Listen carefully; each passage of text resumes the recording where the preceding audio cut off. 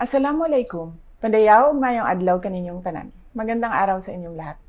Isang karangalan po para sa kagawaran ng edukasyon ang naging resulta ng Okta Research na kinikilala ang Department of Education bilang most trusted and top-performing government agency para sa third quarter ng 2023 tugon ng Masa Nationwide Survey.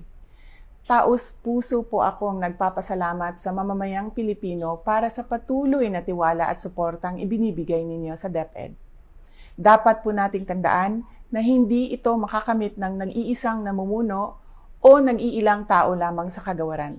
Ito ay bunga ng kapit-bisig na pagtutulungan at pinagsama-samang kakayahan tungo sa iisang mithiin ng mga tao may pagmamahal sa bansa. Ang pagkilala na ito ay ang pagkilala sa dedikasyon at puso sa serbisyong publiko ng ating mga guro, kawani, parent support groups, private partners at stakeholders na nagkakaisang tuparin at buuin ang pangarap ng bawat batang Pilipino. Kaya naman, nais kong magbigay pugay sa lahat ng ating mga guro, kawani at partners na palaging bukas palad na naglilingkod sa bayan. Ang pagkilala na ito ay hindi lamang sa DepEd, ang pagkilala na ito ay para sa inyo at sa matatag na kinabukasan ng ating bansa.